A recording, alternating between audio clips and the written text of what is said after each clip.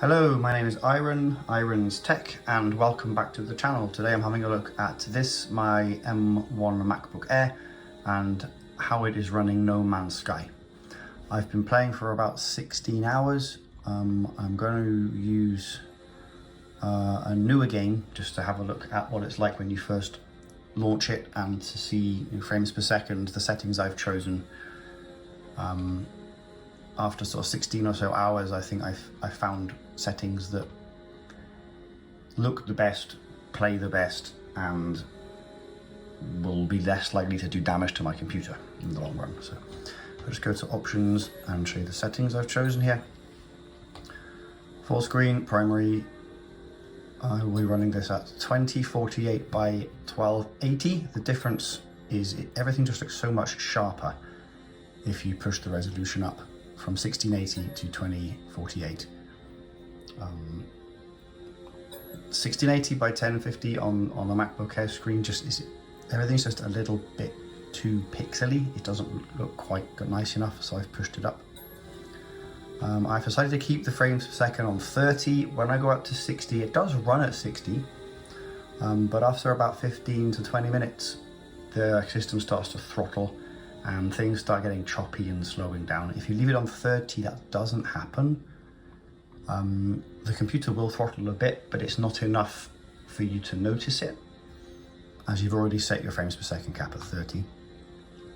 I've got everything set to standard. Again, it will run on enhanced, it will run on high, but it will throttle, things will get choppy, and it isn't such a smooth experience. So standard keeps everything running nice and smooth, and the computer doesn't get too hot. I've got this set just running down here. I've got one, I've got temporal. I tried spatial, things just look a little bit glitchy. There's some little jagged edges here and there. Temporal, everything's nice and smooth. I've got my metal effects on balanced. It just makes everything look a little bit nicer. Performance mode, everything starts looking a little bit square, a little bit unnatural almost. Balanced, everything's looking very nice. Gamma 50, and I've kept the motion blur as default. So I'm going to go back and load up this game. It's right at the beginning, so I've got about 13 hours of playtime on this top account, and I've got about 22 minutes on this one. So I'm going to go into this bottom one here. This intro screen gets very choppy as you're loading in on the MacBook, and we're looking about 10 frames per second at the moment, and you can see the stars are all glitching out a little bit there.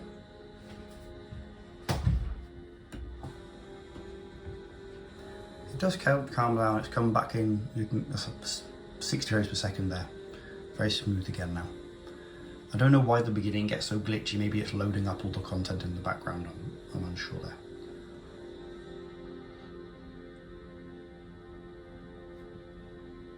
Here we go.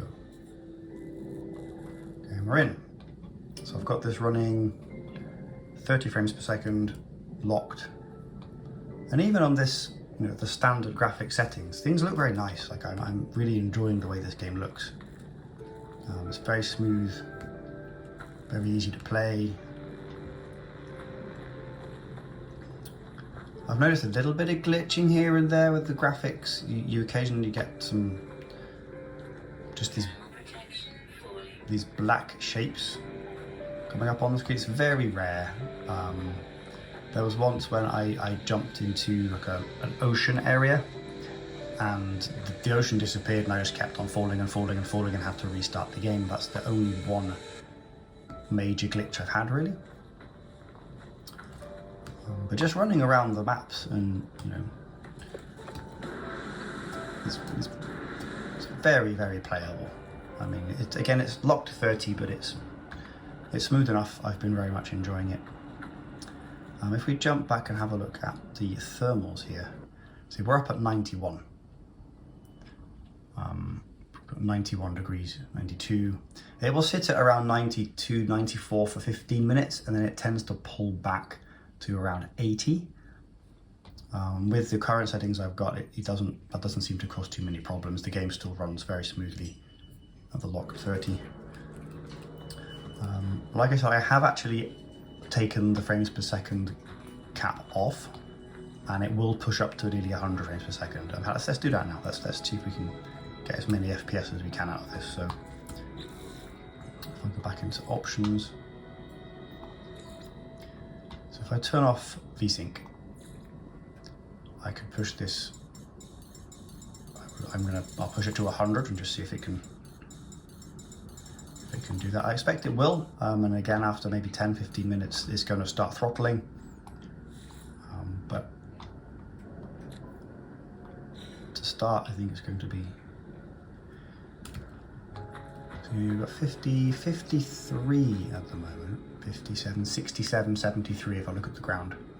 If I look at the sky, we've got, that's 100 right there. So it can and it will get up. This is running above 60 almost the entire time now. But as I said, this will get very hot. It will start to throttle very, very quickly running at this frames per second, even on your standard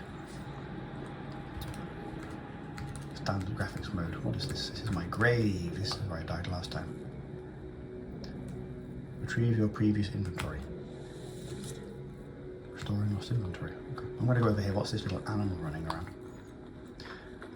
Before I do anything else, I'm going to just set this back to triple buffer. That actually really does help with the tearing and the glitching out. And then drop this back down to 30.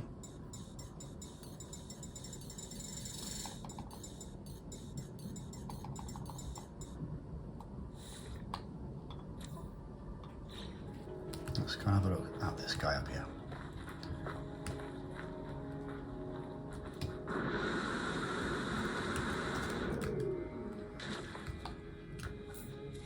As I started again, I don't have any creature pellets. I don't have anything I can give to this creature, so I'm just gonna follow him around. Some kind of snail tortoise guy. Look at him. It's up on the hill. Hello, cat. But yeah, it's very, very enjoyable game. I'm really enjoying it, and happy it does work on this computer, because you know it's a base model M1 Macbook Air. We've got, you know, it's only got 8 gigs of RAM. It's working very nicely, really. Let's have another look at some thermals. So we're still 93. It is very hot. If I touch it, it's hot to touch. I'm not worried about it damaging it, really. The system will cool itself down if it gets too hot. On locked 30, it doesn't seem to do too much damage. When I played Rise of the Tomb Raider, it was the same thing. It got very hot up to 94, throttled itself back to around 80 degrees, and then it just remained there, running at locked 30 frames per second. The RAM usage is quite high when I'm playing this game. We've got memory pressure in the orange the whole time. We've got a couple of 100 megabytes of swap, which isn't too bad. I mean, No Man's Sky itself takes up about 5 gigs. I've noticed it gets up to like 5.5 gigs sometimes. And Steam itself, you're running about 1 gig as well. But it's doing okay. I would not have anything else in the background open when playing this game, or it will not respond well to that. I'm going to jump back into the game, have another bit of a run around. It's looking dark.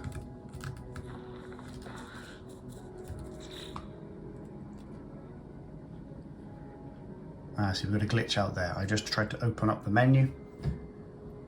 We've got an error message pop up there.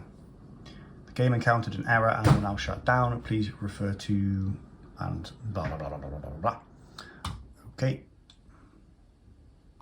So as you can see, that's just shut itself down completely. I would have to reopen the game again. This is the second time that's happened. The first time was during my longer game, the one I've played about 13, 14 hours on, and I had to restart it. Then it happened when I was trying to warp,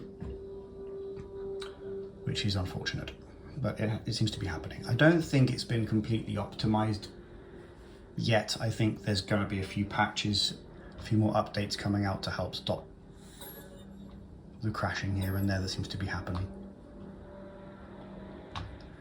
let's go back in and just load up the same spot, and I'll try and open those menus again and see what happens. Again, you load the game up, it gets really choppy on this loading menu.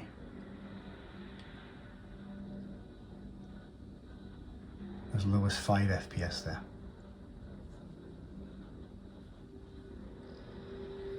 I really like this loading menu, this is cool. You can move it around, like you zoom in through space, love it. Space.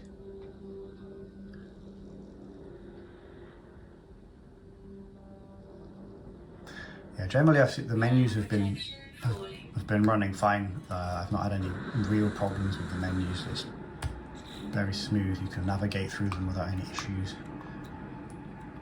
Crafting your modules, adding technologies, there's not really any problem there at all.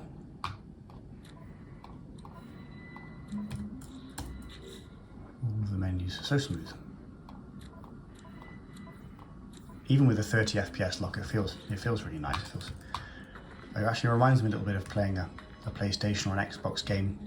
Or a Nintendo Switch, and you've got your 30 FPS capped.